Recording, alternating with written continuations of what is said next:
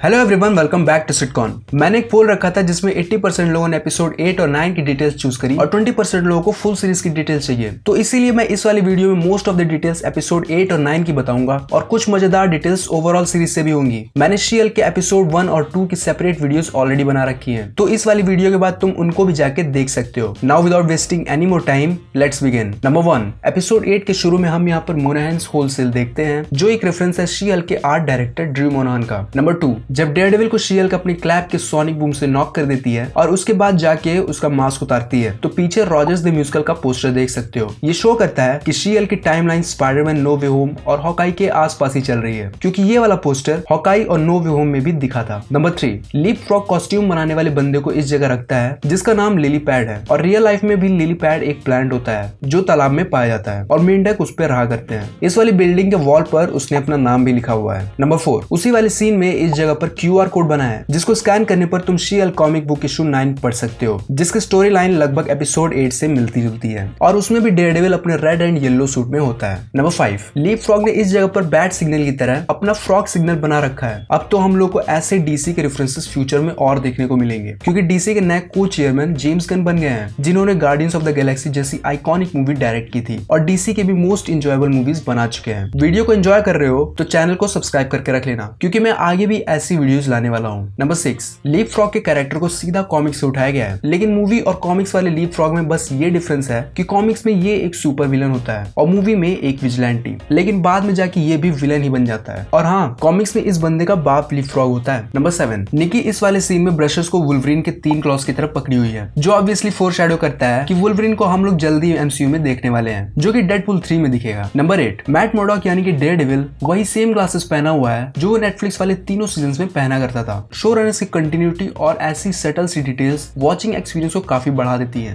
Number 9, Daredevil के hallway वाले fight scenes एक रेफरेंस है नेटफ्लिक्स के डेयरडेविल शो से, जिसमें उसके काफी आइकॉनिक फाइट सीन्स हॉलवे में ही होती थी। हम लोग को एक और हॉलवे वाली फाइट सीन दिखने वाली होती है, तब तक शी-हल्क रूफ तोड़ते हुए उनके ऊपर आ जाती है। नंबर 10, डेयरडेविल का ये वाला स्पेशल वेपन जिसके दोनों एंड्स एक केबल से कनेक्टेड है, उसको हम लोगों ने डेयरडेविल सीजन 2 में देखा था और उसी में इस वेपन को इंट्रोड्यूस भी किया गया था, लेकिन उसका सूट मेकर नेटफ्लिक्स वाले डेयरडेविल में दूसरा बंदा होता है और डेयरडेविल ने इस वेपन को यहाँ पर भी बनवा लिया है, क्योंकि डेयरडेविल के सीजन 3 में बुल्सआई उसकी आइडेंटिटी चुरा लेता है। नंबर 11, शी-हल्क एपिसोड 9 की शुरुआत में जो ये वाला इंट्रो है वो बिल्कुल हल्क की सीरीज की तरह है जो 1978 में चलती थी, और इसमें एक एक सीन बिल्कुल वैसा ही है, और यहाँ पर ब्रूस को जेनिफर के बगल में भी देख सकते हो। नंबर 12, शी-हल्क जिस तरह दीवार तोड़ के बाहर आती है, बिल्कुल वैसे ही ब्लैक एडम मूवी में भी एडम दीवारों को तोड़ के एक से दूसरे कमरे में जाता था। नंबर 13, शी-हल्क जब खतरनाक वाला फोर्थ वॉल ब्रेक करती है तो वो शैंग-ची और लोकी के पोस्टर को हिलाते हुए असेंबल में चली जाती है। वो ऐसा इसलिए करती है क्योंकि असेंबल में मूवीज के बिहाइंड द सीन्स दिखाए जाते हैं। नंबर 14, शी-हल्क जब असेंबल के अंदर जाके डिज्नी एचक्यू में चली जाती है तो इस वाली बिल्डिंग पर स्नो व्हाइट द 7 ड्वार्फ्स का स्टैचू देख सकते हो। बेसिकली स्नो व्हाइट डिज्नी की मूवी है, इसीलिए उसका क्लियर रेफरेंस हम लोग को यहाँ पर देखने को मिलता है। नंबर 15, इसी वाले सीन में मिकी माउस को भी देख सकते हो, वो आगे की तरफ फेस करके खड़ा है, और तुम लोग तो जानते ही होगे कि मिकी माउस को भी डिज्नी ओन करता है। नंबर 16, शी-हल्क इस वाले डोर को बंद करके अंदर चली जाती है तो उसके ऊपर भी एक क्यूआर कोड है जिसको स्कैन करके द सेंसेशनल शी-हल्क की कॉमिक बुक पढ़ सकते हो। नंबर 17,